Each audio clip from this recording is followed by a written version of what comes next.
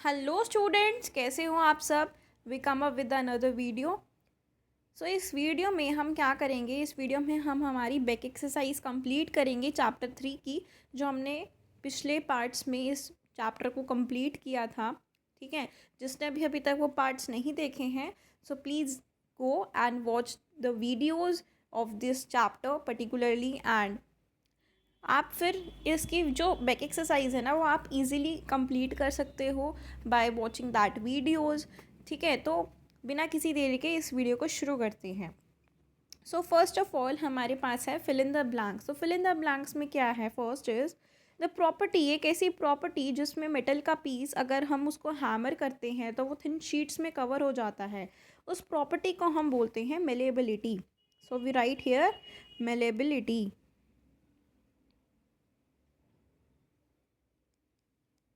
Fine. Next is bronze is an alloy of dash and dash. तो bronze एक alloy है copper और tin का। थर्ड है गोल्ड को जब हम बनाते हैं गोल्ड की ज्वेलरी या कुछ भी, तो उसको हार्ड करने के लिए हम उसके अंदर कुछ एडिशन करते हैं। तो उसके अंदर हम या तो सिल्वर ऐड करते हैं या फिर कॉपर की एडिशन करते हैं। फोर्थ है dash is the only non metal जिसका नेचुरल लस्टर होता है, दैट इज़ आयोडीन। फिफ्थ है नॉन मेटल जो फायर को कैच कर लेता है एयर के कांटेक्ट में आने से, that is phosphorus. Six is एक ऐसा मेटल जो एग्जिस्ट करता है लिक्विड स्टेट में रूम टेम्परेचर पे, दैट इज मरकरी।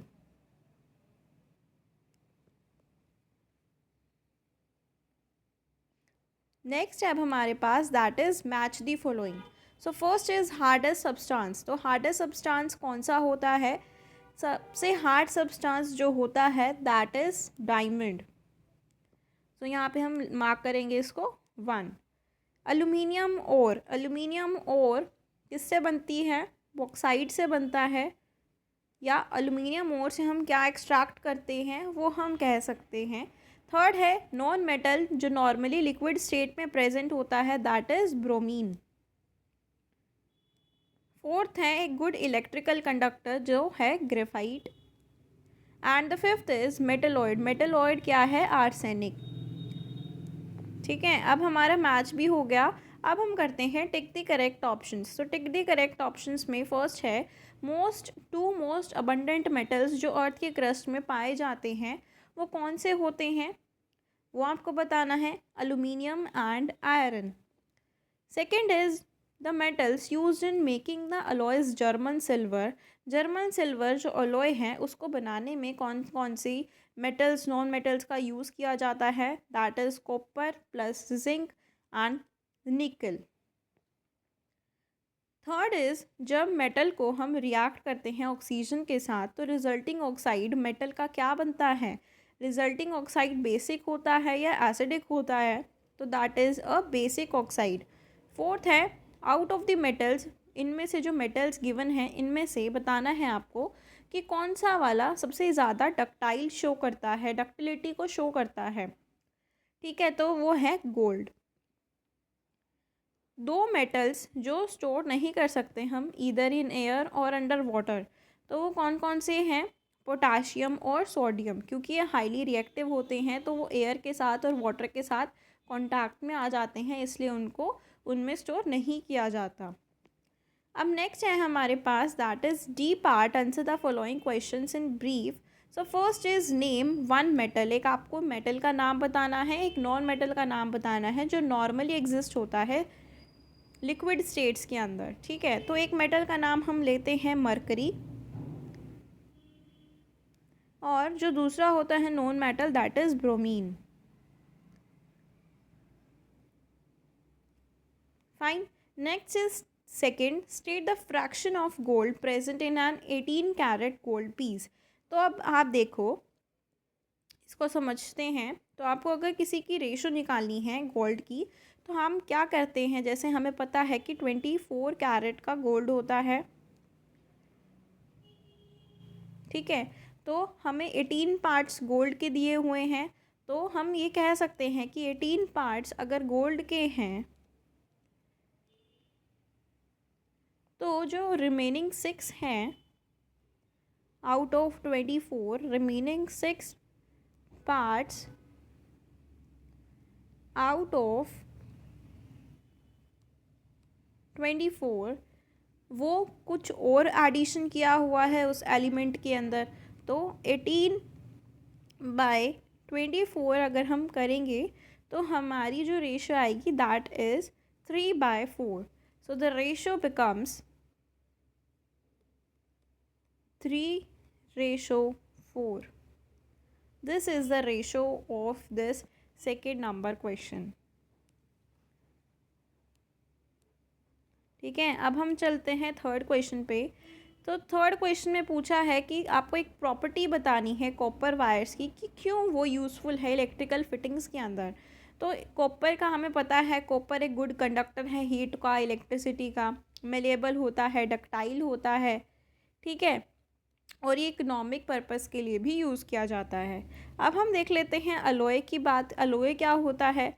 अलॉय एक होमोजीनियस मिक्सचर होता है जिसमें हम दो या दो से ज़्यादा मेटल्स को, नॉन मेटल्स को मिक्स करते हैं और बाद में एक अलॉय का फॉर्मेशन करते हैं जिसको हम अलॉय बोलते हैं। तो ये आपका इसका आंसर है, that is define N alloy का। ठीक है, so this is your third answer. अब चलते हैं फोर्थ पे। सो फोर्थ क्वेश्चन में दिस इज़ योर फोर्थ। ठीक है, अब हम फिफ्थ पे चलते हैं। फिफ्थ पे पूछा है आपको 2 यूजेस बताने हैं नॉन मेटल्स के। तो नॉन मेटल्स के क्या यूजेस होते हैं वो लिख लेते हैं। So this is your fifth number answer. So first हमारा दैट इज़ नॉन मेटल है, that is phosphorus. Phosphorus use होता है, फॉस्फोरस इज़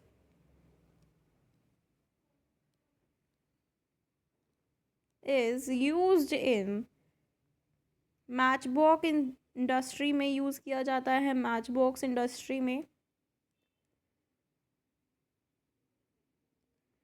ठीक है, और फर्टिलाइज़र्स में भी यूज़ किया जाता है, and in fertilisers.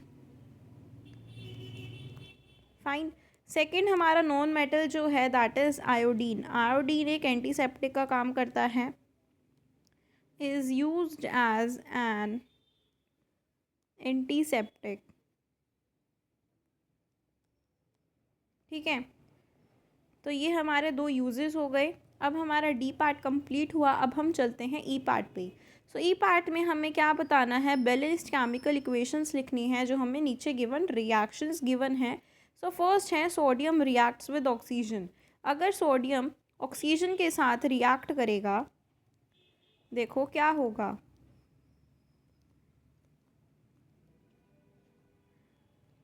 So first question का ए पार्ट है सोडियम, जिसको हम Na से रिप्रेजेंट करते हैं, अगर वो ऑक्सीजन के साथ रिएक्ट करेगा so that will form as sodium oxide. तो इसकी हमें बैलेंस इक्वेशन लिखनी है। तो यहाँ पे 2Na गिवन है और यहाँ पे 1Na है।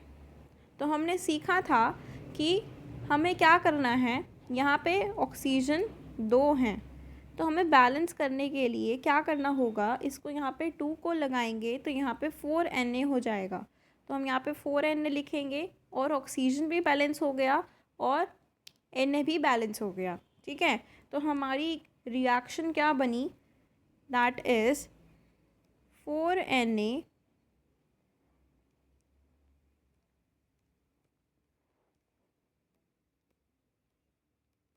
Plus O2 reacts to form 2Na2O। ये आपकी रिएक्शन बनेगी। ठीक है, अब हम चलते हैं नेक्स्ट पे। सो बी पार्ट हमारा क्या है? बी पार्ट में पूछा है कि एल्यूमिनियम रिएक्ट करेगा अगर डाइल्यूट हाइड्रोक्लोरिक एसिड के साथ तो क्या रिएक्शन होगी। ठीक है, तो इसकी रिएक्शन देख लेते हैं। जब एल्यूमिनियम हाइड्रोक्लोरिक एसिड के साथ रिएक्ट करेगा तो क्या फॉर्म होगा? एल्यूमिनियम क्लोराइड फॉर्म होगा और H2 हाइड्रोजन गैस का इवोल्यूशन होगा। तो अब हमें इस रिएक्शन को बैलेंस करना है। तो इस रिएक्शन को बैलेंस करने के लिए हम सबसे पहले ये देखते हैं, एल्यूमिनियम दोनों साइड सेम सेम है, ठीक है। क्लोरीन यहाँ पे 3 है और यहाँ पे 1 है। H यहाँ पे 1 है और यहाँ पे 2 है। तो हम क्या करेंगे, हम पहले H2 को बैलेंस कर लेते हैं। तो अगर हम यहाँ पे 3 लिखते हैं तो यहाँ पे हाइड्रोजन 6 हो जाएगा, और अगर हम यहाँ पे 6 लिखते हैं तो हाइड्रोजन यहाँ पे बैलेंस हो गया, लेकिन क्लोरीन कितना हो गया, that comes out to be 6।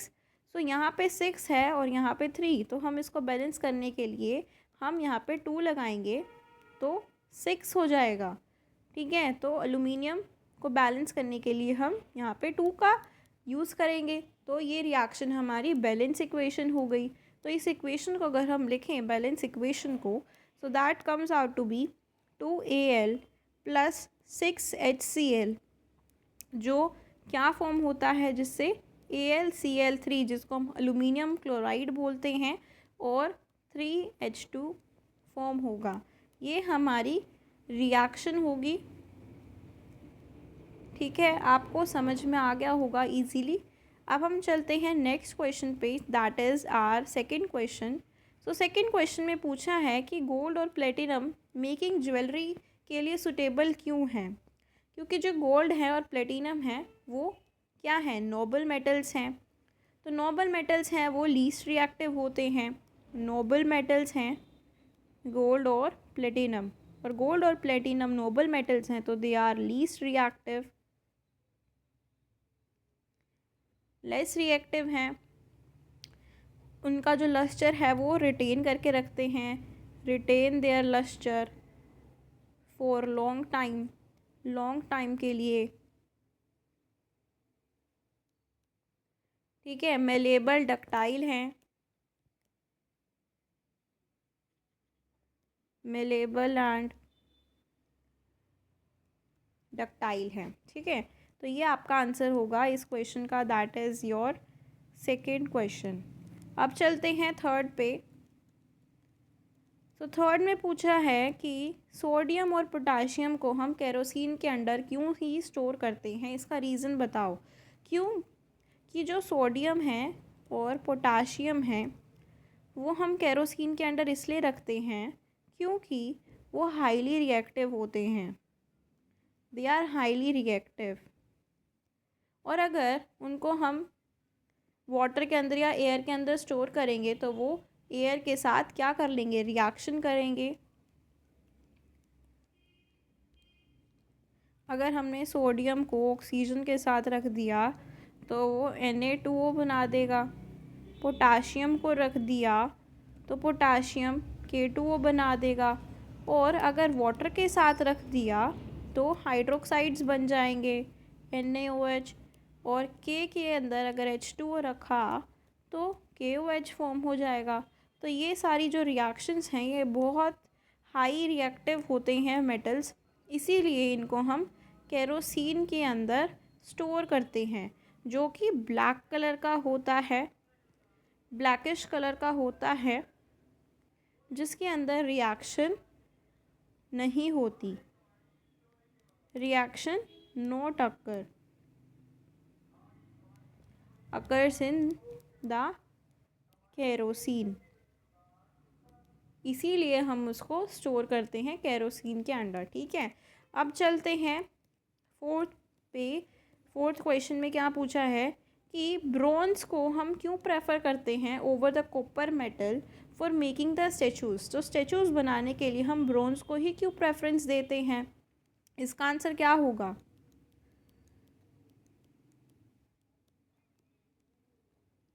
तो फोर्थ का क्या आंसर है, दैट जो ब्रॉन्ज है वो कॉपर से ज़्यादा हार्ड होता है, स्ट्रॉन्ग होता है, ठीक है, और more resistance to corrosion, more resistant to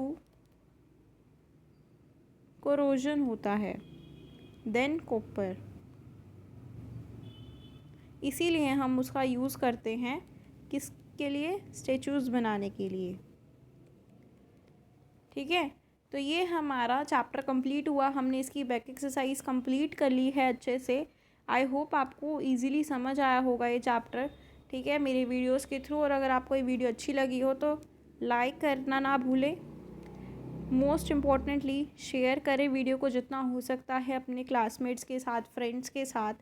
ठीक है, कमेंट कर सकते हैं अगर आपको कोई भी क्वेरी हो तो। ठीक है, और सब्सक्राइब करना ना भूलें and hit the notification bell to see my upcoming videos. Hit notification bell. ठीक है, so stay tuned for the next video, and if you like my videos, please do like, share and subscribe to my channel and hit the notification bell to see my upcoming videos. Thank you.